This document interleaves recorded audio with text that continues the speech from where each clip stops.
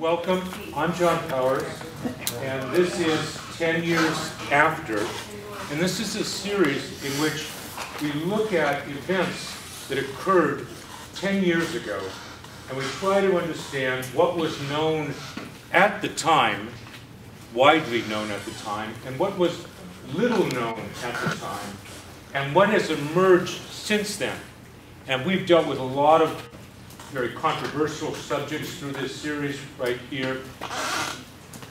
Our last meeting, however, we were looking at a much more, I won't call it whimsical, but much more business-oriented story. We were looking at the launch of Facebook, which is a 21st century business. And it began with two guys in a dorm room with a laptop computer, and today its market value is, I don't know how many billions and billions of dollars. The market, I mean, the share price today is just flying through the roof, and it's just incredible. But it's all a digital business. And what we're looking at tonight is the end of a major 20th century corporation that is in a heavy industry. It's manufacturing, it's design research, and it's also sales. And we'll witness what happens to a corporation. And this was a typical 20th century American corporation, employing thousands of people in plants that had tens of thousands of square feet and were consuming lots of raw resources to manufacture and sell these products. And of course, generating millions and billions of dollars of profit as well as debt. And what happens to a corporation that is so vulnerable to things beyond its control? We're going to witness how this corporation weathered 3 wars, numerous recessions, a major depression, energy crisis, as well as changes in government regulation on this corporation, what happens over 100 years. So it's a fascinating story, and of course we're acknowledging the end of this major corporation 10 years ago, almost to the day. So off we go. And I also want to acknowledge Mike Anderson, automotive technology instructor here at El Camino College. I'm going to be doing a presentation of just information and imagery, and then I'm going to turn to Mike in a brief conversation that we have here, and then we're going to engage you with conversation and questions that you may have. I want to also acknowledge the members of the Oldsmobile Club, the owners who are with us tonight, who brought their vehicles to actually see some of these classic automobiles. Of course, we don't have anything from the first half of the 20th century, but we have a major, Keith brought this fantastic vehicle, 1950 Oldsmobile that has a signature engine that ran for 40 years in Oldsmobile, the Rocket 88 that's in there. Milton brought this beautiful 68 that's out there. And if you haven't had a chance to see it, it's just wonderful. And then to see the legacy products that have come in since then, that Jeff and Dale have also brought out here. We almost see the end of the line there. Jeff brought in the 1999 Aurora. And it's just this gorgeous automobile. It was their small luxury automobile. It was at the end of Oldsmobile's class. So if you have a chance to see those at the end of our discussion tonight, even though it'll be a little dark out there, please go take a look. So I appreciate your being with us and to show what this company was really producing. I also want to acknowledge Betty Sador of El Camino College Community Education for making this possible, and for the college for making this course possible. So off we go.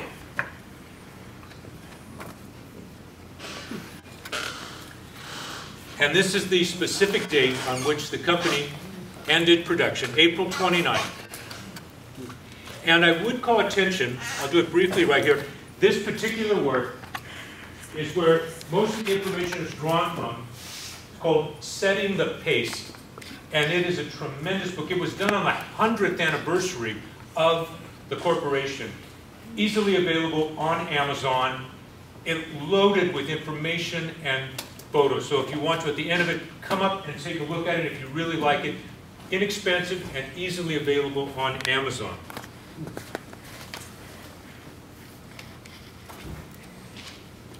And we do have our own little page on Facebook there, 10 years after community. And there is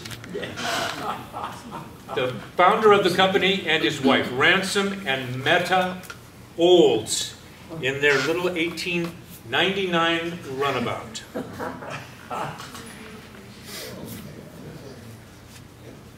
At 107 years old, Oldsmobile was America's premier automotive company. And while the company points to its beginning in 1897, it was developed from an earlier family business in Lansing, Michigan. Pliny Olds and his elder son, Wallace, opened a shop for the manufacture and repair of steam engines in 1880. 3 years later, younger son Ransom joined the 7-person firm, and 2 years afterwards, he bought out his older brother's interest. Inspired by the wave of invention, Ransom had become taken with a self-propelled vehicle, and in 1886-87, he built his first 3-wheeled steamer. And Ransom made a second attempt at a horseless carriage. In 1892, another steamer that ran better and had more power. And this particular vehicle we saw here, he sold to a person in India, but the ship that was transporting it apparently sunk before it could deliver it, so it never reached the owner. Like most American auto pioneers, Olds first focused on steam power because its essential technology was long proven and widely used at the time. But the work of German inventors Daimler and Benz soon turned the spotlight on gasoline-fueled internal combustion engines. Ransom's work with gasoline power was sufficiently advanced by August 1895 that he applied for a patent, and his first gas-powered car was completed during the summer of 1896. Automotive technology was accelerating quickly in the US and in Europe, and Olds moved to keep apace. And he listed this first vehicle for sale at $1,000, and it received favorable publicity. And Olds was nothing if not a publicity hound.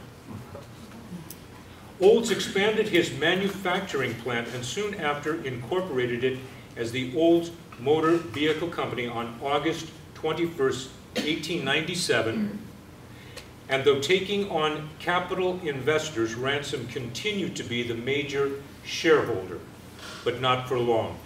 I mention that because in our discussion of Facebook, the whole issue of taking in capital investment and the manner in which you take capital investment was so crucial to why Facebook is the company that it is today, and what happens to Ransom Olds here in just a few minutes. You may also notice on this advertisement that I've shown right here is that it's also showing stationary gasoline engines as well as the motor vehicles. The Oldsmobile company was producing both of these. The power plant, the tremendous energy that was being able to be derived from stationary gasoline engines, very important to this company at the beginning. And Keith was just mentioning to me when we were at the parking lot right there that the company was continuing to produce this late into the 20th century. So,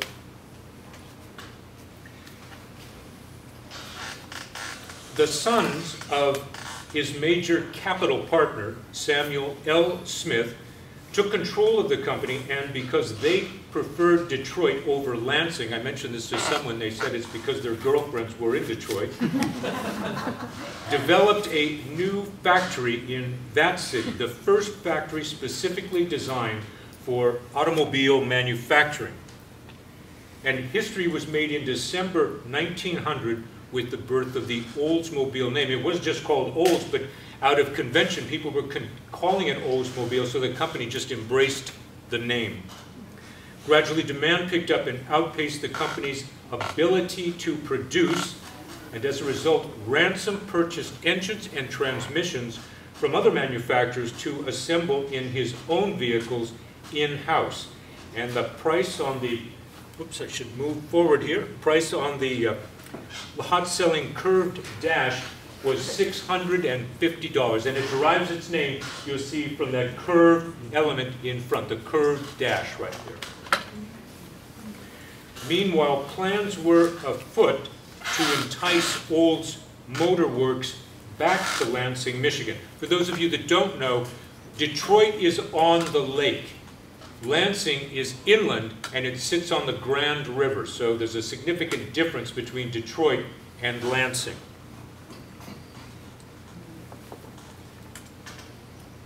Meanwhile, as I said, plans were afoot to bring it back to Lansing, where the Businessmen's Association acquired property for the company to develop at very reasonable price. And indeed, that company did relocate to Lansing because this new property gave it room to grow. Where the Detroit plant was producing 4 vehicles per day, the new Lansing plant was developed to produce 20 to 25 vehicles per day. The Detroit plant was also doing the stationary engines. At this time in 1902, Olds turned his attention to racing his vehicles as a means of gaining attention, and he competed against rivals with his special racing car named the Pirate on a Florida beach near Daytona, giving rise to the Speedway at Daytona and major racing at that location since then. And with annual production now at 2,500 vehicles, Olds was firmly established as America's most prolific vehicle maker. 1903, Olds Motor Works volume rose to 4,000 of the U.S. car total. At that time, Ransom fell into a disagreement with the general manager of the company over the development of vehicle improvements. In the following year, 1904, he abruptly resigned, having seen his influence erode. Again, when his stock holdings, he had sold his stock holdings and he moved to California for a time and got involved with real estate. But again, as we saw, whereas I'll put it in contrast to Mark Zuckerberg, who did not lose control of his company when he took that money, Ransom, because it was a heavy industry, he needed that capital to get this company going. But as a consequence, he lost control of his company. However, Olds did return to automobile manufacturing with a new name, from which he took it from his initials, REO. And a slight humorous point off of this, for those of you that had red wagons, the REO Speedwagon, that's where the REO on that Speedwagon comes from.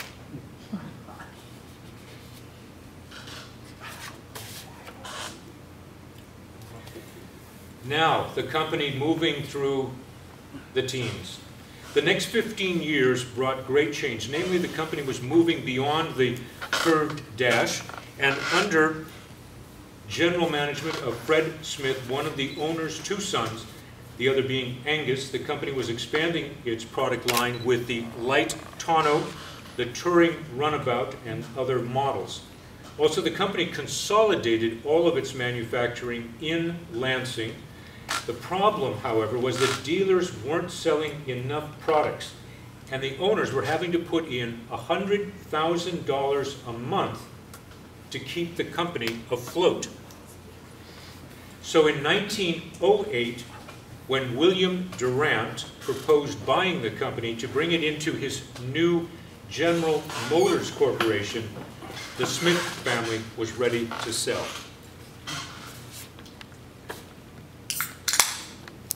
Oldsmobile's big surprise for 1909 was the new Model 20, hurriedly created after the GM takeover. It was a solution of Bill Durant's for boosting sales. Buick's low-priced Model 10, and Buick was the only other brand under the General Motors umbrella at this time, was a popular product in 1908. And as legend has it, Durant had one sent to Lansing with orders that it be sliced into quarters and then stretched in a bit in length and in width. And that same year, the Smith brothers resigned from both the Olds and GM boards, and they completely removed themselves from the automotive industry. And I don't know whether they did that happily or whether they did it grudgingly, but the Smith family was now out. Durant installed new management, and in 1910, the company introduced the now famous Limited. The Limited bowed as a 7-seat touring vehicle, a 2-place roadster, and a limousine. None were cheap. The open model sold for $4,600 and the limo for $5,800. Railroad artist William Harnden Foster ensured the Limited's immortality with a painting entitled Setting the Pace, in which the big car runs alongside a speeding New York Central 20th Century Limited. Sales were brisk, but the company added improved features. The price went up. The Limited sales were indeed limited. And here you see a 1911 at a recent auction, and it has been tricked out completely here. GM was still little more than a loose collection of companies making cars and parts, each competing with others and thus unwilling to cooperate. That began to change in July 1912. Olds ceased making its own engines in favor of more modern designs sourced from other plants. Sales didn't improve right away, however, despite the debut of a new small Model 40. But the company began to gradually recover in 1913, helped by more affordable cars. And leading that year's fleet was the all-new 6-cylinder Model 52. And Olds turned the corner in terms of sales in 1915 as car sales vaulted. America entered World War I in 1917, and Olds entered a new era as well. Production doubled, putting Olds back among the industry's top 10 producers for the first time in years, and by early 1919, a major new expansion was underway at Olds involving more than 500,000 square feet of construction. Record production gave the company healthy sales, but even bigger things were in store as the roaring 20s were at hand. Like businesses generally, Oldsmobile didn't flourish in the early 20s, though it certainly was poised to do so. Olds, with a new logo, entered the decade able to make a lot of cars and trucks, but the sharp post-war recession took its tolls, with sales dropping by 50%. Olds rebounded along with the national economy in 1924, with output zooming to a new record of more than 47,000 vehicles. All were slightly revised versions of the low-priced 6-cylinder Model 30. All of this was a prelude to 1928 and a totally new Olds engine, the F28 6-cylinder, initially delivered, and this will seem laughable in a few minutes, 55 miles per hour, 55 horsepower. The F28 was impressive, and sales showed it by another record year. Olds' volume reached a historic high in 1929, rocketing to more than 100,000 vehicles, but Olds would not do so well again for some time. Neither would the rest of American industry. On October 29, 1929, prices on the New York Stock Exchange suddenly plummeted, and millions of people went broke. At least Olds could look back on the 20s as something of a bumpy road safely traveled. Production mostly went up and plant size nearly doubled, but the bumpy road of the 20s was about to turn treacherous as the Great Depression was at hand. At first, things didn't seem so bad. Many believed the panic triggered on the Wall Street crash was just temporary, but bank and business failures quickly reached into the tens of thousands, making it tragically clear that this was not a mere setback. By the end of 1930, more than 6 million Americans were out of work, and a year later, that number was 12 million. The Depression years, 1930 to 1932, had claimed many auto companies that had prospered in the 20s. Among those surviving, however, Olds searched for ways to cope with a suddenly devastated market. Olds was sheltered by being part of GM, which was now under Alfred P. Sloan, which had become stronger, better organized, and more able to survive. Olds' product developments were varied. The 1930-31 line offered a popular period body style, and the horsepower increased. Prices were carefully set above Pontiac, but below Buick and Cadillac, which were now part of the General Motors family. 1933 models were the first to use streamlining, the latest thing in industrial design. Though not radical, these cars were attractively modern, and their slightly raked-back radiators, deeper drawn, skirted fenders, and more rounded body lines. Horsepower kept climbing, production soared 85%, and the division made money for the first time since the Depression hit. With its 1934 F and then L series, Olds styling was enhanced by lower silhouettes, and there were technical advances: four-wheel drive hydraulic brakes, improved steering, and vent wing windows. Olds' production more than doubled. And here, with a display of their 1935 lineup at a car show, Oldsmobile production zoomed 56% for 1935 to a record 132,000 vehicles.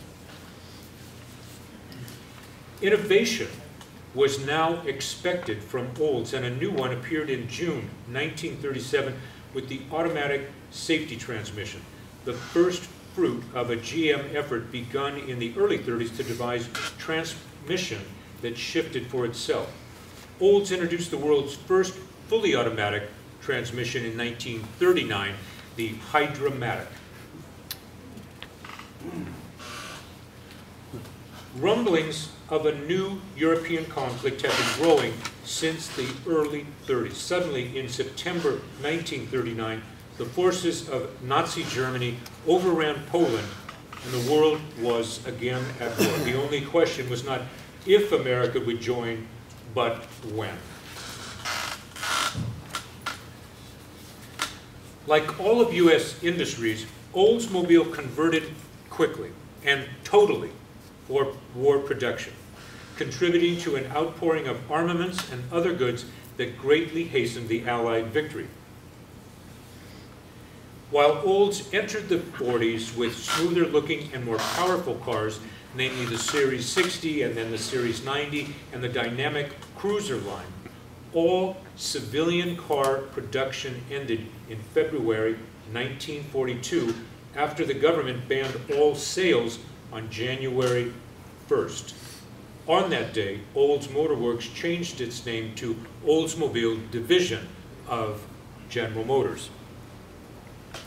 Most of Olds' war production was the manufacture of shells for 75mm and 105mm. Olds formed the Keep 'em Firing Committee, composed of union and management representatives, and promoting a team feeling. While women had worked in Olds plants before the war, a great many more were hired to replace male employees bound for the war front. And these women took over jobs ranging from heavy machining operations to forging. Olds workers were called soldiers of production in the early days to remind them of their vital role in achieving victory. Changing its logo now in the 40s, though the tide of war had been yet to turn in early 1943, Olds began planning for a joint auto/defense production under the hopeful assumption that the Allies would eventually prevail. And much of this work would help speed Oldsmobile's reconversion to civilian operation. Victory in Europe came on May 8, 1945, and on September 2nd in the Pacific. And this brings about the latter section of Oldsmobile's history in the 40s, which we call riding the rocket. Following the resolution of a lengthy strike by United Auto Workers at the end of November 1945 to the end of March 1946, Oldsmobile got back to the business of making and selling vehicles, and it was a seller's market. Oldsmobile sold nearly 120,000 1946 models and more than 200,000 1947 models. But this was only the beginning. Olds was about to enter an exciting new era filled with style, innovation, and performance. Olds began development of a 90-degree V8 powered engine, and it's this engine that I was referring to is on display out in our parking lot out here. The new Rocket 88 debuted in 1949. It ran every other vehicle off the road. It was reliable, long-wearing, and almost indestructible. It remained in production for 40 years. The 1950s. Olds flew high during this decade, and despite the start of the Korean War, volume surged beyond 400,000 units for 1950 alone. Government-ordered production restraints held output to just over 290,000 units for 51, however, and some 220,000 units for 52, but then the curbs came off and volume headed upwards once again. Like much of American industry, Olds answered a new call for war goods to support the troops in Korea, and Olds would supply nearly 8.5 million rockets and 8,500 cannons for American forces. Oldsmobile's success was built during this decade on a consistent combination of looks and performances. The look continued for 1952 when the base series was renamed the Deluxe 88, and though it remained essentially a D-trimmed Super with now 145 horsepower Rocket V8. Debuting in spring 1953 was the glamorous 98 Fiesta convertible. At nearly $6,000, it delivered custom leather interior, a special 170 horsepower Rocket V8, Hydra-Matic, power brakes and steering, and hydraulic servos for windows, front seat, and top. And although a strictly limited production, the Fiesta provided a hint of the future. 1955 would prove Detroit's best year of the decade. The cars responsible for this feat were only mild updates of the new 54 design, though they obviously had great appeal. However, sales turned down in the late 50s, the result of a changing market.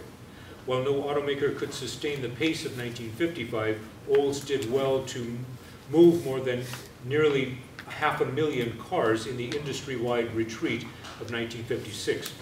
The cars themselves were marked by a large mouth with vertical divider bars, the first of Oldsmobile's trademark split theme grille.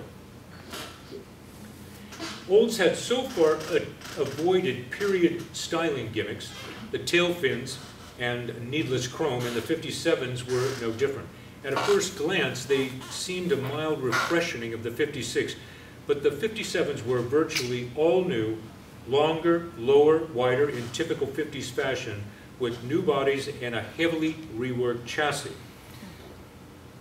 And then 1958. Olds traded taste for tinsel in a heavy 1958 facelift, humorously called the Chrome Mobile by some. It was certainly unmistakable. Quad headlights, long rocket-like sculptures on front fenders and doors, little fins tucked onto jet pod-like taillights, and bright metal everywhere, including a stack of 4 horizontal chrome strips on the rear fenders. Despite the dazzle, the 58 sold pretty well. Olds returned to good taste in 1959. They featured the hallmarks of a new corporate styling: panoramic windshields, big rear windows, simple dumbbell-shaped grille with 4 widely spaced headlights, and a straight-topped rear fenders with tiny fins. Edge called this the linear look. Nonetheless, economy sales by car companies Rambler and Volkswagen were beginning to rise at this time, and the big problem for Olds was trying to figure out how to respond as they entered the new decade. And a new logo, a logo that probably many of you are familiar with. With the fast-changing times of the 60s, Olds moved to stay in tune. The division never fell below 7th in the industry output during that entire decade, and it often ran fourth, rising from about 350,000 vehicles for 1960 to 700,000 units for 1969. Leading production and sales were the F88, a luxury, and its luxury sport companion, the Cutlass. The most exciting F88s were called the 442s, which meant 4-on-the-floor transmission, 4-barrel carburetor, and dual exhausts. At now 350 horsepower, Oldsmobile's hot middleweight was always handsome, fast, and fun. Further full-size expansion occurred in 1964 with the Dynamic 88, moving up a notch in price to make room for the new Jetstar 88. And then really a classic vehicle, debuting in 1966, a new divisional flagship, the front-wheel drive Toronado. Toronado aimed to unite traditional American power and luxury with outstanding handling and traction. Notwithstanding the Toronado and the 442, big family cars remain Oldsmobile's mainstay, and this was among them there, the 1966 Olds 98. A great family car. Later in 1968, the division introduced the Hurst Olds model, and all these products meant big changes for Oldsmobile's physical plant and manufacturing processes. Included among them was a reliability department. Olds was starting to recognize that automobiles had to be made better, had to be designed better, had to be worthy of customer expectations. Now, during the 60s, the Oldsmobile division of GM prospered while successfully conquering some new product frontiers. Although no one could see it, the American auto industry was headed for some rough times, as the next 10 years would bring a flood of changes unlike anything that it had seen before. And here it comes. The 70s were a time of upheaval, with the oil embargo of 1973 and the energy crisis of 1979 having the greatest impacts. It also brought a long and stringent list of new safety and emission standards that challenged automakers. This I kind of threw a little bit of a joke here. But Olds built more cars of all kinds in the 70s and more cars than ever. And though output ebbed and flowed with the economy, even the worst model year sold well, and that was 1971. The full-size B-body Delta 88 and the mid-size A-body Cutlass were far and away the biggest profit makers these years. And I added this one. I had mentioned I saw this ad and I put it in there. Selling point, 17.6 miles a gallon.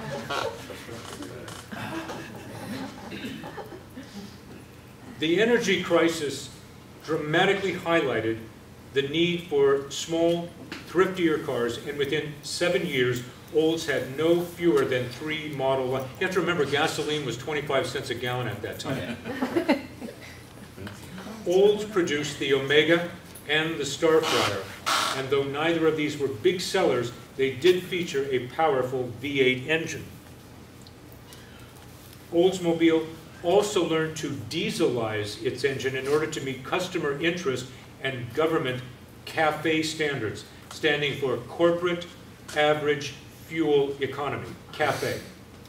Besides lighter cars and new engines, The twin energy shocks of the 70s changed plant operations. Plant engineers began turning off the lights and adjusting the thermostat to reduce plant energy costs. The decade also saw a growing national concern for the environment, and while Olds was not very attuned to environmental concerns, it soon became a model for the environment for U.S. automakers would never be what it had been.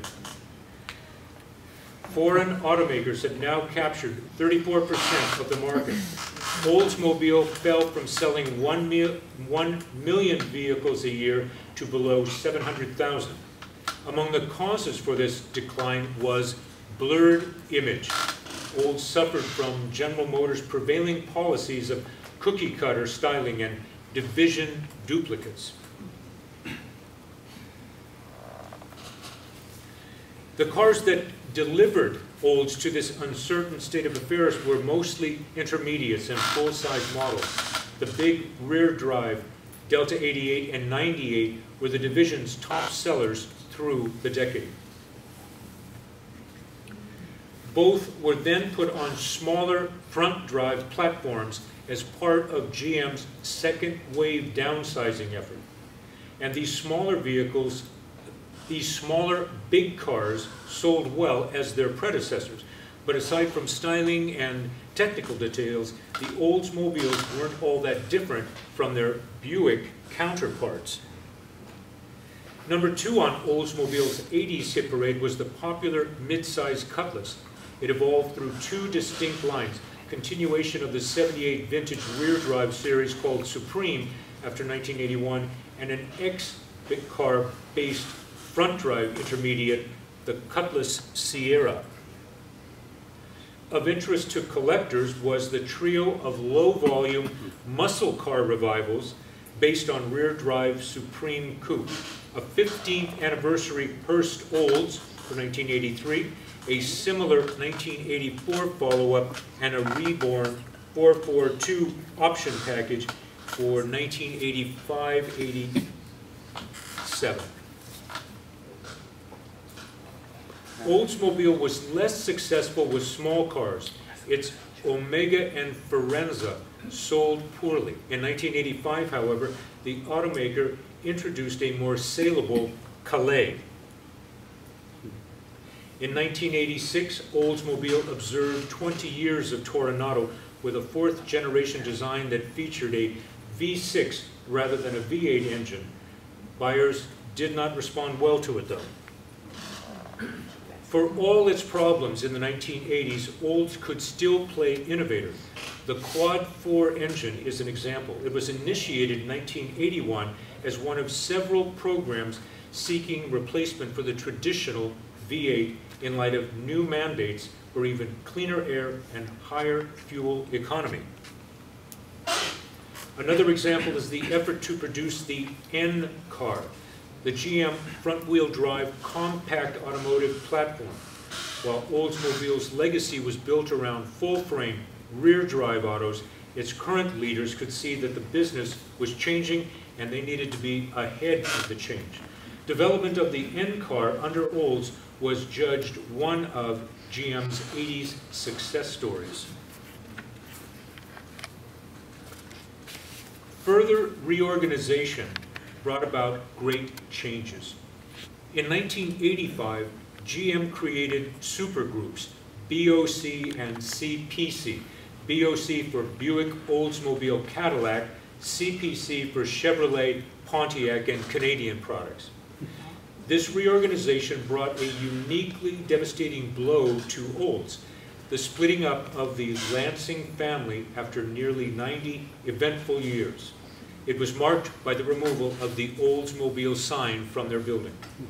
Olds was now made dependent on the rest of the organization, but these other groups didn't work as effectively as Oldsmobile had. That company had built its reputation on being a complete car company. One positive development for Olds out of this reorganization was that it captured production of the Reatta, a 2-seat version of Buick's Riviera and a cousin to its own Toronado.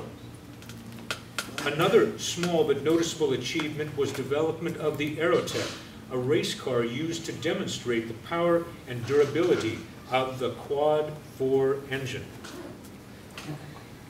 And then we enter the 90s, pumped. For GM, in the 90s, the problem was how to stop losing money. After earning a healthy $2 million in 1989, the company posted a $2 billion deficit and then dropped a sizable $4.5 billion in 1991. By the end of 1993, net losses over 4 years were a towering $18 billion. Analysts found no mystery in this. Quite simply, GM had too many factories with too much capacity to build too many vehicles for too few customers. By contrast, Ford and Chrysler had become leaner and more efficient. Both had taken steps to downsize during the fast-changing market of the 1980s. It didn't help that a new recession was on and car sales were down. GM installed a new management team that instigated plant closings and budget cutting. Among the first things felled at Oldsmobile was the famed Rocket V8 in 1990, and all engine production ended in 1993, and a similar fate awaited the Rayata production line.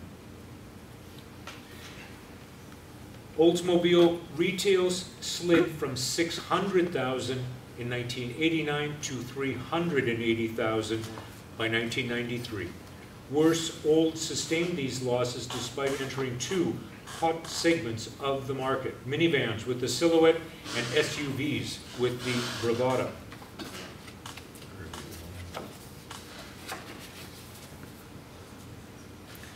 New leadership put forward the Centennial Plan to guide the company through 2005 and another logo.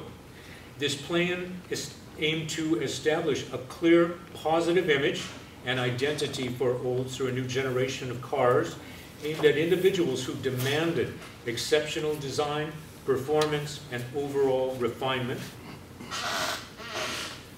The first tangible expression of Oldsmobile's new vision, in addition to its new logo, based on the familiar rocket theme, was the Aurora.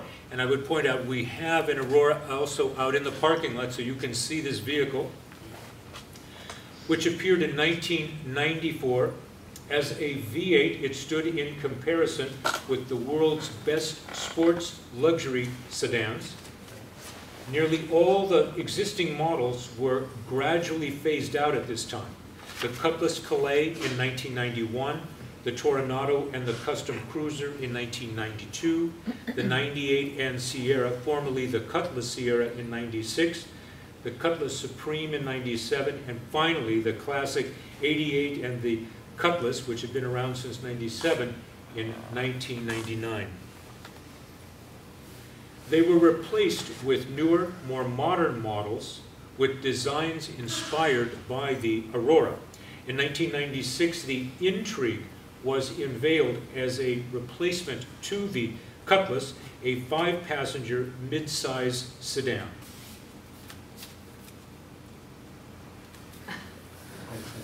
In spite of Oldsmobile's critical success since the mid-1990s, a reported shortfall and overall profitability prompted General Motors to announce in December 2000 their ideas to shut down the Oldsmobile organization. That announcement was officially revealed 2 days after Oldsmobile distributed their Bravada SUV, which became another critical hit for the division and turned out to be their final vehicle. The phase-out was conducted on the following schedule. In mid-2001, the Bravada, the company's last new model, was issued.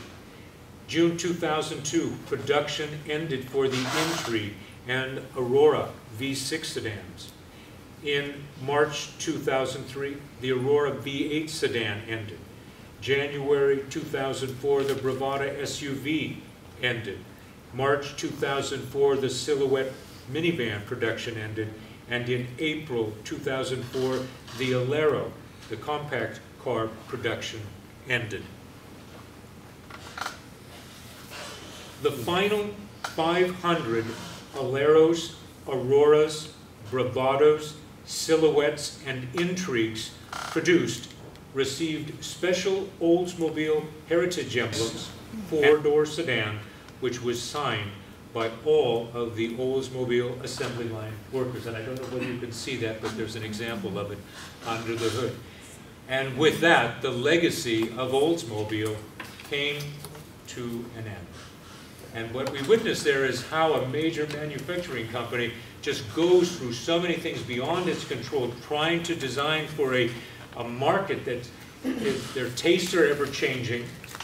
And it takes so much to design in advance and be able to retool and have those products, because it's so difficult to spin on a dime with this industry, and then find yourself producing something that the market doesn't want in the numbers that you're able to produce it at.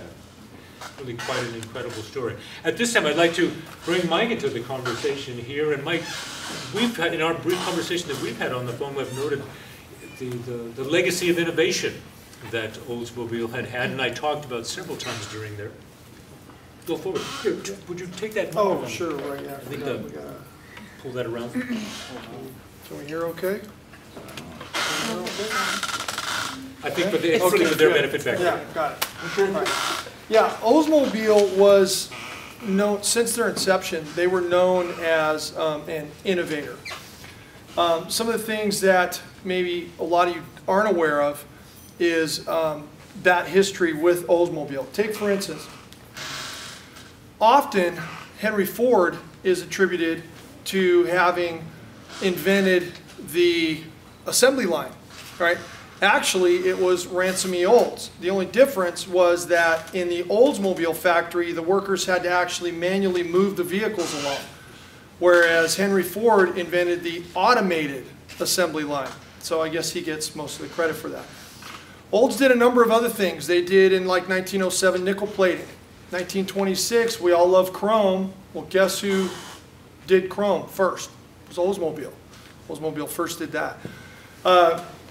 John had mentioned in 37, right? They came out with the semi-automatic transmission. That was Oldsmobile. That was a first. 1939, automatic transmission. That was a first.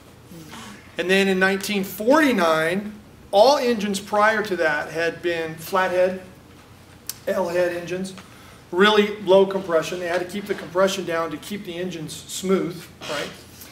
And then in 1949, Olds came out with a totally new innovation, and it was the overhead valve V8 engine, which was named the Rocket. Nobody had done that before, right? So Olds took it straight to the track. They won in 1949 with Red Byron driving. They won the 1949 NASCAR championship. They won the next year, 1950, they won the NASCAR championship and about half of the races that year total. I believe it was 1959 that Lee Petty in the number 42 car, he ended up winning Daytona again, driving in Olds. Now by 1955, the other manufacturers had caught on, were creating their own overhead valve V8 engines, and had kind of taken Olds' stranglehold off. But even going back to the Pirate engine that Ransom E. Olds rode on Daytona Beach, where he achieved a whopping 57, it depends what account you look at, 57 to 60 miles an hour. I mean, but back then, when you think about what he was doing, the turn of the century, the only way you could even get close to that speed, you were on a train. And anybody in history had never traveled that fast before. You think about that. Airplanes weren't in the air yet. 60 mile an hour was moving. Later innovations that Oldsmobile did, the 1966 with the Toronado, right, with the front wheel drive. Later on, you look at things that you may not have known, such as the first navigation system to go in a car, Oldsmobile, right? The first entertainment system, DVD players in a car, Oldsmobile. The first manufacturer to offer airbags in vehicles, without having it as an option. Because remember, airbags used to be an option, just like anti-lock brakes used to be an option. Now they're on all cars. But Oldsmobile was the first to do that with airbags. So Oldsmobile has had a long heritage and history as an innovator, as an innovative company. And tied very closely in with that is that race history that they have, their attachment to racing and speed. And it really came up in the 50s, and then of course in the muscle car wars of the 60s. All right, so. We had also talked a little bit, in our conversation, Mike, about where things are tending to go in automotive development going forward in this. Do you want to talk a little bit about that? Sure, yeah. Change has always been part of the automotive industry, big time. John had mentioned a little bit earlier about how Olds was coming out of the 60s and then going into the 70s. And that's just one example of a big change we saw then. We had the gas crunch, right? We had that going on. That brought Toyota, Honda, Nissan over, and they started selling cars like crazy. We had nothing to compete with them because we had large vehicles that burned a lot of gas, and they drove like a couch, right, on the freeway, right? And Oldsmobile, of course, like any other company that was trying to compete, John had mentioned earlier, and some of us think that just because you sit underneath the GM roof that you're all friends and family. That is not the case. Pontiac was competing with Oldsmobile every bit as much as Ford was competing with GM. Cadillac, Chevy, they're all competing, sometimes almost viciously with each other. The United States government, of course, played a part in the 70s there too, not just with the gas crunch, but the Clean Air Act of 1970 came out. And that had implemented that by 1975, there needed to be a 75% reduction in vehicle emissions, which is how we ended up getting the catalytic converter, right? Well, that's why you see the end of the muscle car wars in 1970, because the manufacturers are looking ahead now to having to cut these emissions. And now you've got these compression ratios at the time that were 9.5 to 1, 10 to 1, and now they've dropped down to 8.5, 8. So the power and all that goes, and you see it in the styling too. As we're coming out to where we are now in the modern era, there's another big change that's beginning to happen in the automotive industry. Some of you may be aware of it, some of you may not. If you watch TV or drive around and look at billboards, you know about hybrids. At least you know that they're there. Electric vehicles as well. The industry is beginning to move in that direction. Now it's slow. It's very slow. You may think it's quicker than it is because of the media campaign that is put out there. You see a lot of commercials for hybrids. You see a lot of billboards, magazine ads, this and that. Last year, 3.6% of total vehicle sales. The year before, 3.4%. It's increasing though. It's increasing slowly, but it's increasing. If you sell 100 cars, only 4 of them are going to be hybrids. That means 96 of them are still internal combustion engines. But the industry is beginning to move in that direction. Emission standards, we pretty much have it locked down now. Vehicles basically nowadays, water and CO2 is coming out of the tailpipe, right? So we've got that wired now. But it seems like the next big direction for electric vehicles and hybrids is going to be a big push in that direction. Now, we don't have the infrastructure right now to support it. It's one of the main reasons why they haven't taken off more than they have, right? You have to take a look at, okay, if I get an electric vehicle and I want to drive to San Francisco and visit my aunt, well, you can just hop in your car right now. You'll be there in 6 hours, maybe 5, depending on how fast you want to go on the 5 freeway, right? But if you were to take an electric vehicle, you've got to pull over past Bakersfield and you have to spend the night in charge for 8 hours, right, before you can take off again. And then when you're at the Best Western, you better hide that orange cord you're running out your window, right, to the car, to plug it in and charge. And you're sneaking past the manager, hope they don't see it. So there's a lot of real world problems that are attached to electric vehicles and hybrids that are beginning to get fixed, but it's going to take a while. It's not coming as fast as we may think that the media is telling us that it's coming. It's coming, but it's slow. We had talked about we've been talking about innovation being almost in the lifeblood of Oldsmobile. With the end of Oldsmobile, did GM take that, that core of innovation and move it to one of the other brands that it has? Or did it break up that team of innovators and spread them around? I guess my question is, who is leading innovation under GM right now? Great question. I know one great example that comes to mind right away. Okay, let's just go back a little bit. Take a look at the ancestry, if you will, the legacy, the birthright of Oldsmobile. It was innovation, and it was attached to the racetrack. And GM, for many years, took what they learned on the racetrack and they put it into their cars. Later on, Oldsmobile, as it went through its life in its middle years, its image began to change a little bit. It became the executive's muscle car, if you will, right? It was, as you said, it was priced above Chevy and Pontiac, but below Buick and Cadillac, right? But it was definitely an executive's muscle car.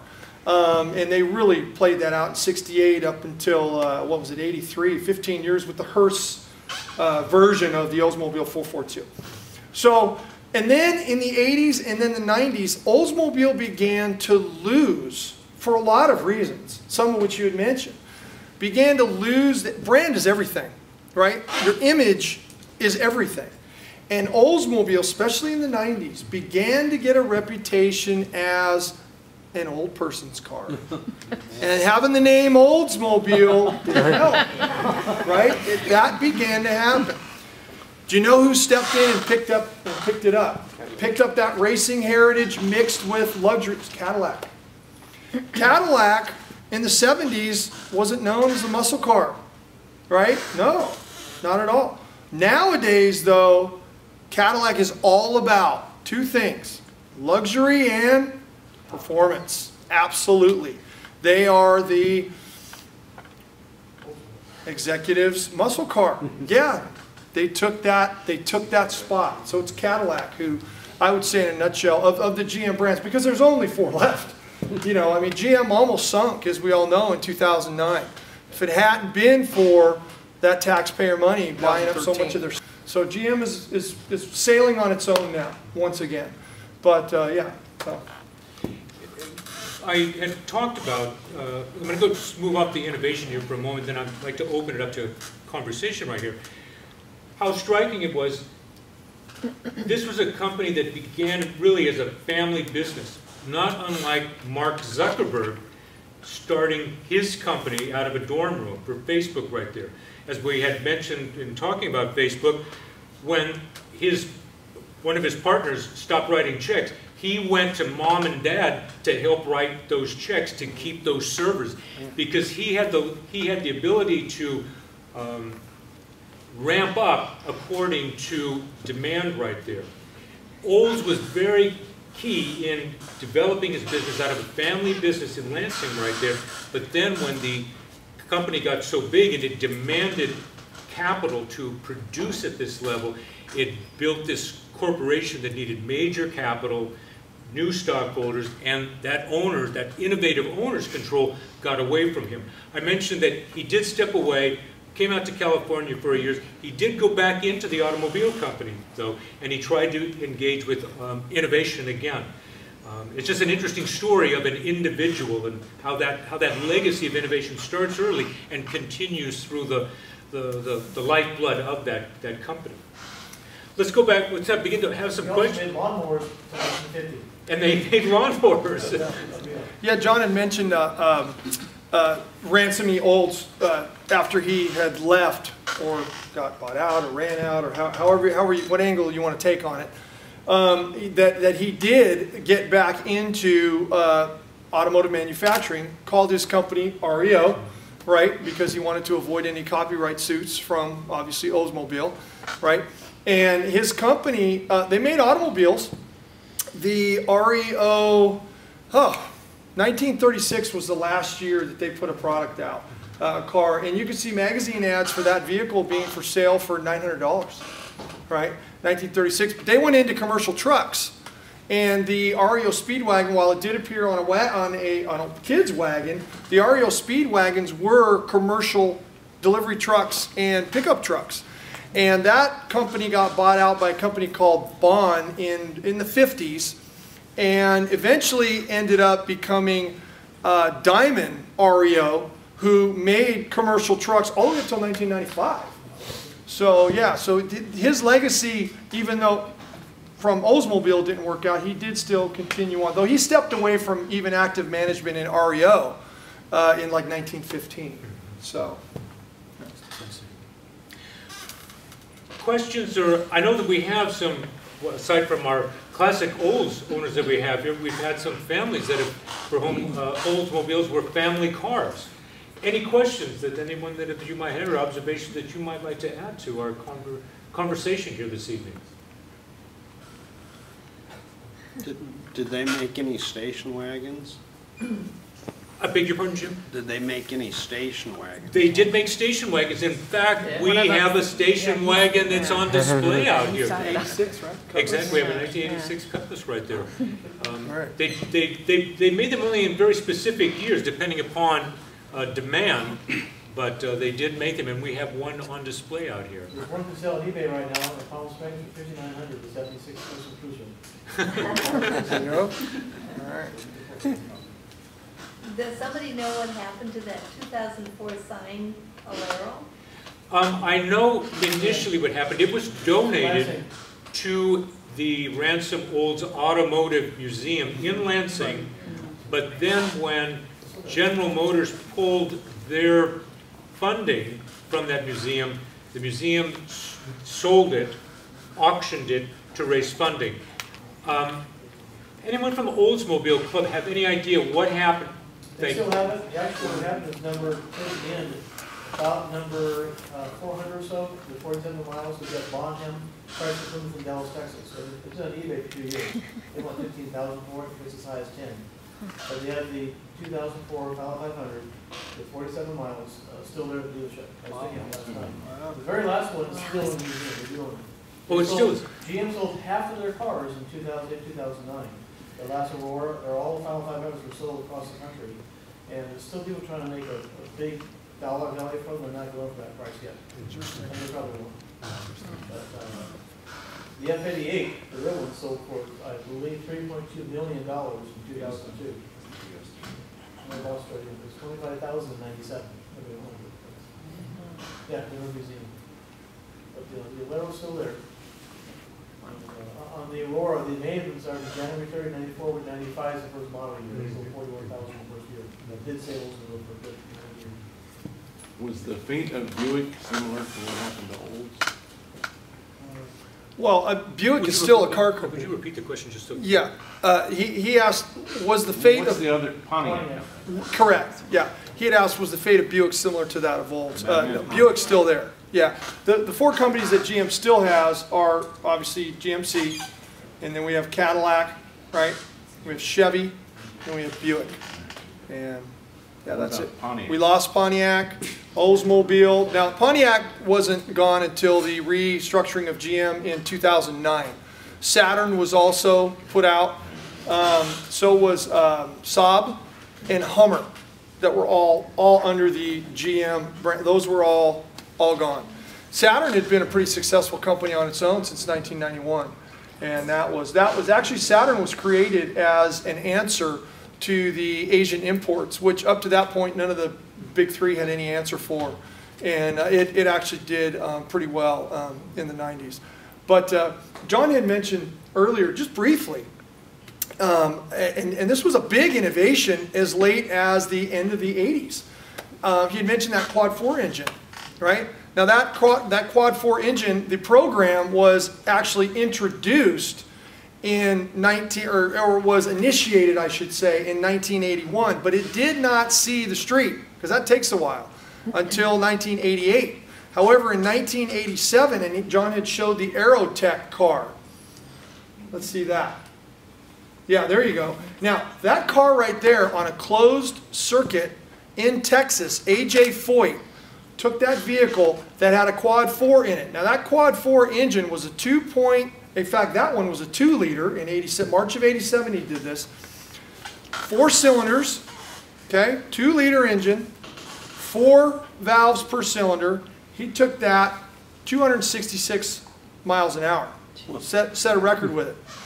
That in the, I believe it was in, where do I know, the Cutlass Calais and the Achieva in 91 and 92. They had a W41 option package for that quad 4 engine. 190 horsepower. 190 horsepower. He had mentioned that the Hurst 15th anniversary edition, that vehicle in 83 had a 307 cubic inch, and it got roughly around the same horsepower. This is a four-banger. 190 horses. 180 just out the door off the showroom floor. And they used that engine in many, many vehicles and dispersed it throughout GM. It appeared in Chevy Cavaliers, Chevy Berettas.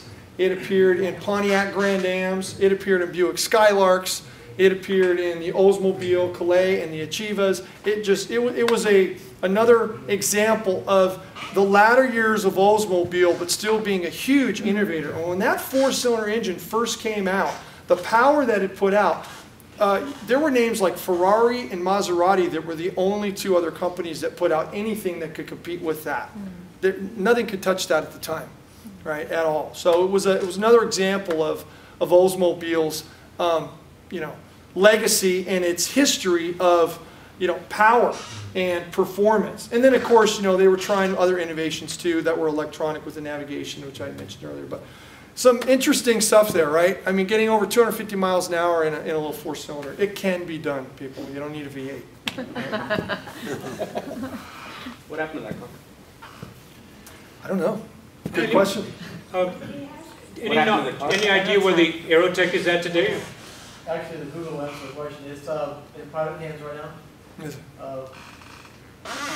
It was in our store, not too long. About 15 years ago, we had it at our store, actually.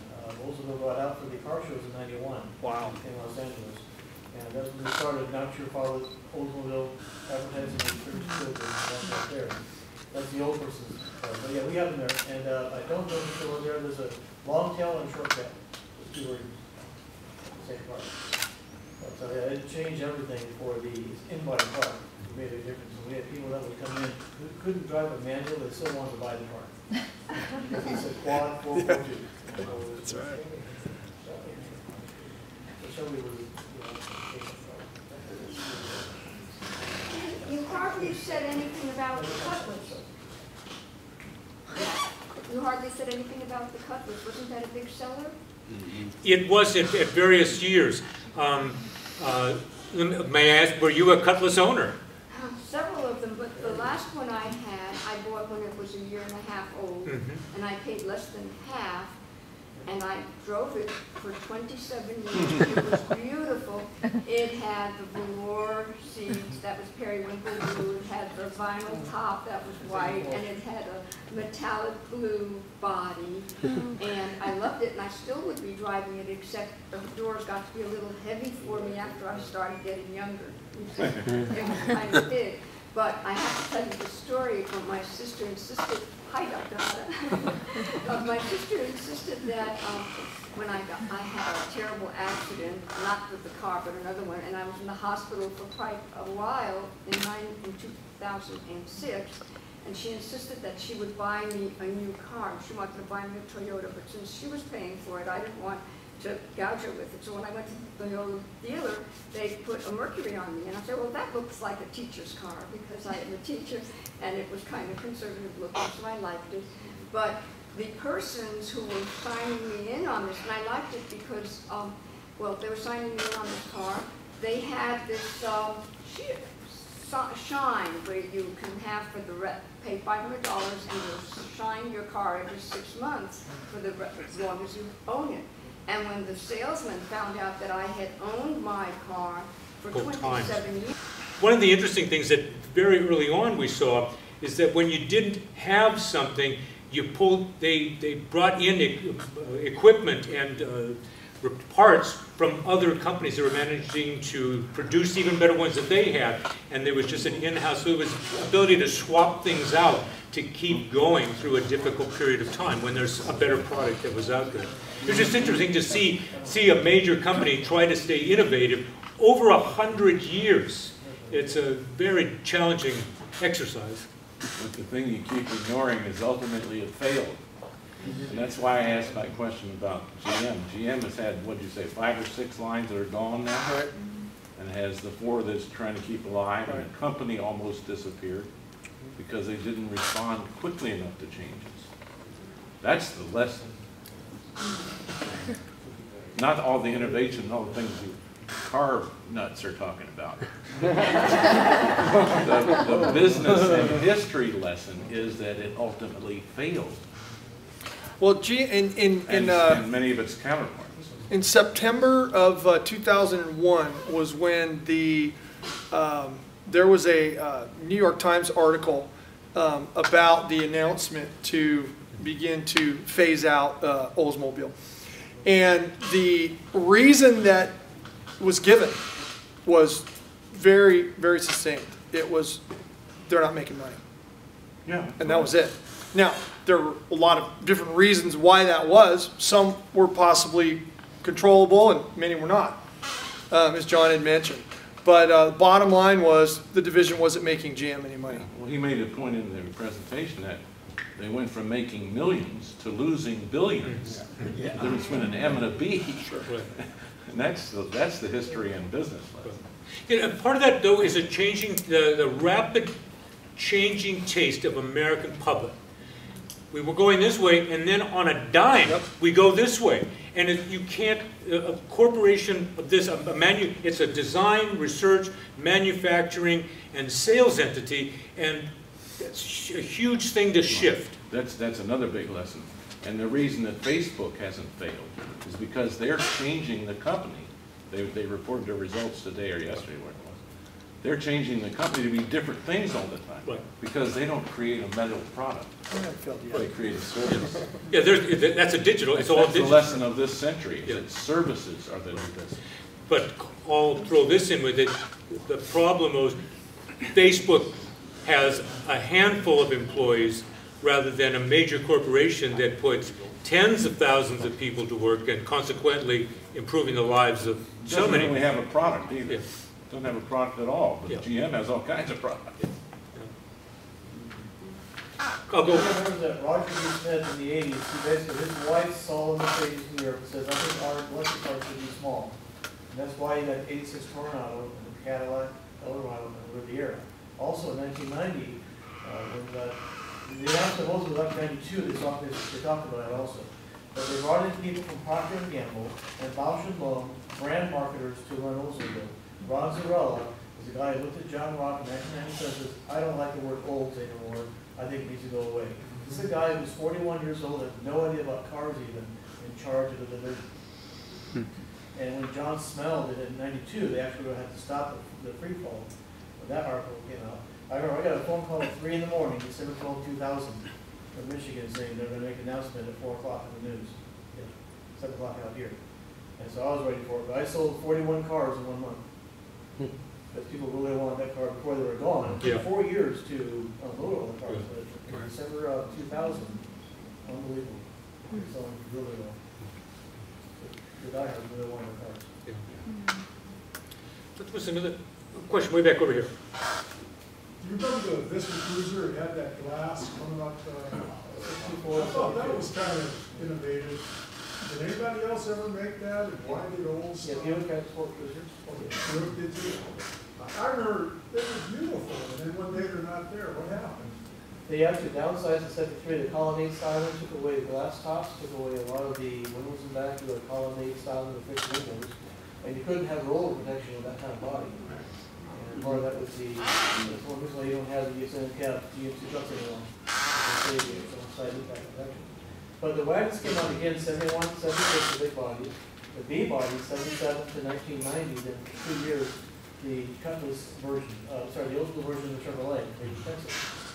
And we had 25 on a lot at one time, could not give those away, but finally when they knew they were gone in 92, they all came to pick them up. All white, all blue interior.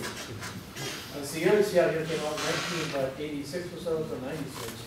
And our dealership were 10 every January, and always sold them by March. I love that we should always order more, but the wagons were doing quite well for quite a while actually. And also those, I would say the signature wagon would be a 1970 Vista Cruiser. Beautiful, beautiful car. very collectible right now. Oh, yeah, we don't know if you can find it. We don't. We'll find it. You have a question? Yeah, I had a question for that gentleman. Go ahead. You. Oh, thank you. Jeff, right? Yeah, You mentioned that there was a long tail and a short tail Yes. version of the Aerotech. yeah. I'm assuming, did they intend to enter it in a racing program or just strictly test It was it? actually to test and prove the endurance of the Block 4 engine, just the same way that Cadillac did that with the North Star. Not as much as a racing profile as you see nowadays in Germany. But the idea was to let the American public see what that thing could do. As you mentioned, 266, almost 67 miles per hour on the closed circuit, beat Mercedes by AJ Foyt. And people would come into our store. When I got there the day Kuwait got invaded.